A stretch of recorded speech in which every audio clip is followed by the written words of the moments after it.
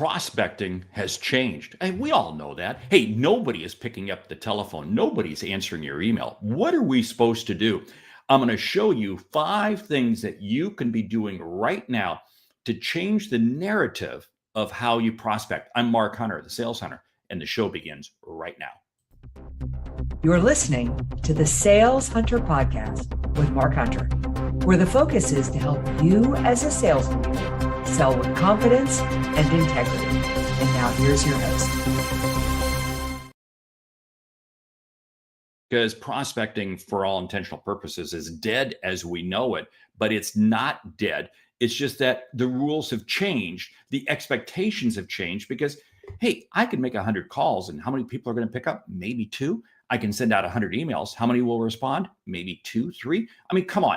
Go ahead and say that you've got the solution.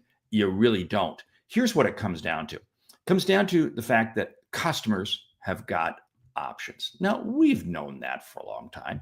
Customers also don't want to engage with salespeople. We've known that for a long time.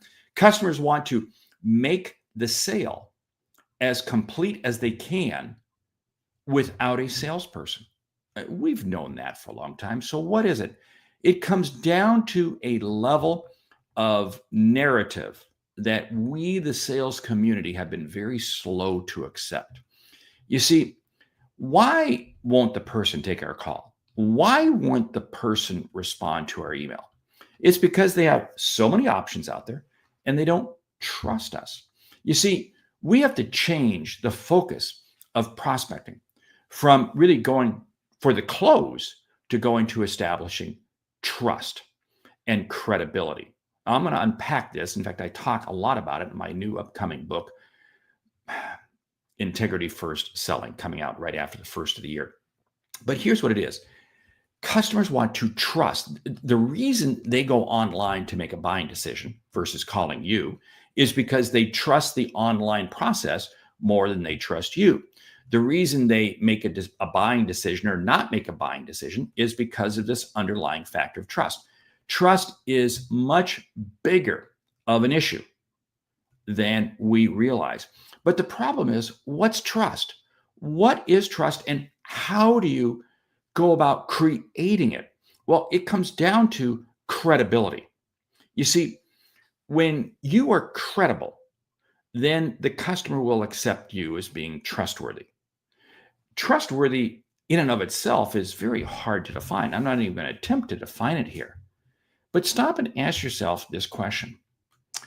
The last purchase that you made, did you do it from a person you did not trust or a person that you did trust? And that person who you trusted, did they have credibility? Yes, they had credibility. This is what I mean. This is how we unlock. You see, the sales process, the prospecting process needs to go from no longer talking about the product. It is not about a one-call close. It is now no longer selling the product. It is establishing credibility and trust. We have to establish credibility and trust for us to be able to understand and hear from the customer what is the need that they have. Only then, when we know what the need is that they have, can we even begin to think about putting a solution across the table. And that's totally different because in the past, years ago, you just would let, hey, buy my product, and people would buy it. Okay, so here's what it comes down to. And I'm going to go through this in descending order, the most important one first, down to number 5, in terms of these are the tools that you need to have at your disposal if you want to establish trust and credibility. Number 1 is a referral. If you can have a referral into the prospect that you're calling, that's absolutely golden. Now, that's going to be a thin slice. I totally get that. Understand it. But that is without a doubt the holy grail. So if that's what we got, you bet. When we change the narrative to trust, and Larry Levine is jumping in here, and I love it because again, this is trust in the eye of the beholder. Salespeople can be viewed as likable and friendly, as Larry writes, or trustworthy and credible. You see, it's not about just having the gregarious personality. It's about being credible. So here's where we're going with this. If I can have a referral, I'm going to be much more likely to be able to have a conversation with you. Second on the list is a common connection. You see, I may not be able to have a referral, but I may have common connections. Who are people that you know? Who are people that I know? And where's the commonality? This is where LinkedIn comes into play. This is where a lot of these online tools that allow us, but it isn't just throwing out a name, it's throwing out a name with credibility because there is actually a relationship there. This is where social media comes into play. Oh, social. I didn't say social selling. I said social media because, again, it allows me to establish a footprint. You see, because what happens is we have to have visibility out there. And we're getting that through common connections. But we get that more through number 3, industry recognition, involvement, and engagement. Now, stop and think about this for a moment. If I am recognized in my industry, either because of something I've done, something I participate in, something I help, then it establishes a level of credibility because I'm part of the industry. The salesperson who wants to be successful has to be seen as part of the customer's world. If they're not part of the customer's world, it's much harder to establish credibility. Number 4, can I demonstrate proven results? Now, proven results is something that I can control as a salesperson. It is, absolutely, without doubt. These are the case studies. This is the information. These are the things that the results that I'm able to share and walk customers through and help them see. I'm going to go ahead but now, am I going to spray these out right from the start? No, I'm not going to spray these out. But when the opportunity arises, I'm going to share them. I am going to certainly place them on my website. I'm going to place them in other areas where customers can see and take hold of. You bet. You see, here's the whole thing.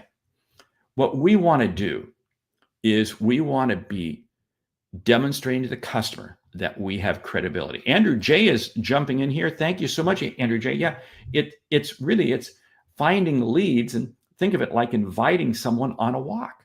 Exactly. This is what prospecting is all about.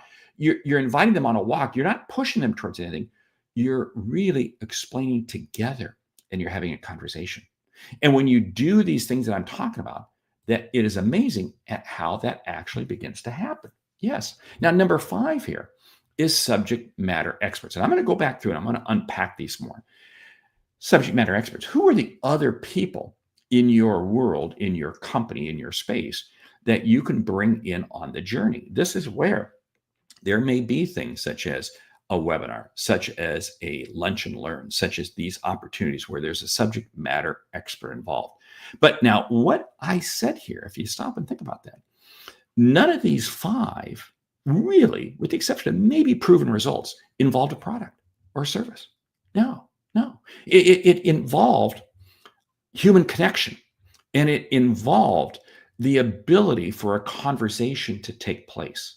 Because this is what sales and prospecting is all about. See, here's what I found. If I try to prospect you and I come at you right away with the product, you turn me off. And you will never come back to me again unless you're in absolute dire straits. But with customer having options, there's no need for them to come back to us because they have options. This is why when I go in with a referral, excuse me, common connection, industry recognition, involvement, engagement, number 4, proven results, or number 5, subject matter experts, I have a much higher probability of being able to establish dialogue. Then I can begin to understand what is it that the customer is looking for. Up to this point in time, I have no clue what the customer is looking for. Now, they may fit my ICP. Okay, I get it. They may have common problems that I can sit there and say, yeah, but it doesn't happen. We have another LinkedIn user jumping in here and celebrate and amplify your client's success. You're right, because when your client has a success, and now make sure that you can share it and you share it with others. It is amazing. That's the proven results. That also helps you fuel industry recognition and involvement. That also helps you fuel, if you think about them, common connections. That also can help you fuel referrals. Oh, interesting. Isn't this amazing? How what we're doing is we're creating a flywheel here. that's turning prospecting on its end. Now, does it mean it's a longer cycle? Yes, it is a longer cycle. Does it mean I've got to have more leads in my funnel? No, it doesn't. It means I need to have more better prospects in my funnel. What I've been talking about here today is how prospecting has changed. What I've been talking about here is how it's no longer about selling a product, but it's establishing trust and credibility in the first phase. To two, be able to understand the needs of the customer. To three, to be able to put your solution across the table. Violating those rules is going to have you delivering a price-oriented sale. And that's where I love to say that in the absence of trust, low price is everything. You've been listening to the Sales Hunter podcast. My name is Mark Hunter, the Sales Hunter. Each week you get a new episode like this where we take one topic and unpack it. Second episode occurs on Thursdays where it's a subject matter expert joins me and we have a vibrant discussion. Hey, check out my new book coming out in January, Integrity First Selling. I'm Mark Hunter, the Sales Hunter. Great selling.